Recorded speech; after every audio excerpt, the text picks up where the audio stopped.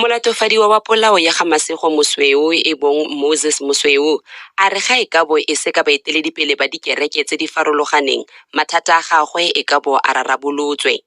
Moses wa dingwaga di le 47 o dirile ditshwaelo tseno morago ga go tlhagelela kwa kgotlatshekelo ya Magistrata wa Mmabatho ka Laboraro ka ntlha ya go latofadiwa ka polao ya Mogatse Masego wa dingwaga di le 39. Mosweu a re o kopile thuso go tswa kwa maphateng a a farologaneng a dikereke jaaka ba lelapa lo Ramoile le bone e le badumedi.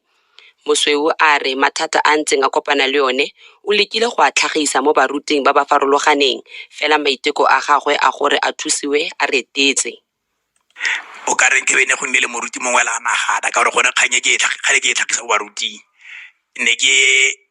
gore nkile ka eletsa ela ka re ka bena go mo moruti mongwe ka bana nagana ra re bona re tla go gaga gore tle go rapela ntlo yo yotlhe mo tere tsena romo le romo ra go tsamaya le mo ntle re dikologa ntlo ga go yotlhe re rapela o itse keng gongwe gangwe gabedi mo bekeng re tla tla gore seo ga ise ke tsamaya diragale le mo bagolong ne ke ela tlhoko gore ne go tla le bagolo le bone ba ba pholositsweng bo di-bishopo yalo le ene autu wa ga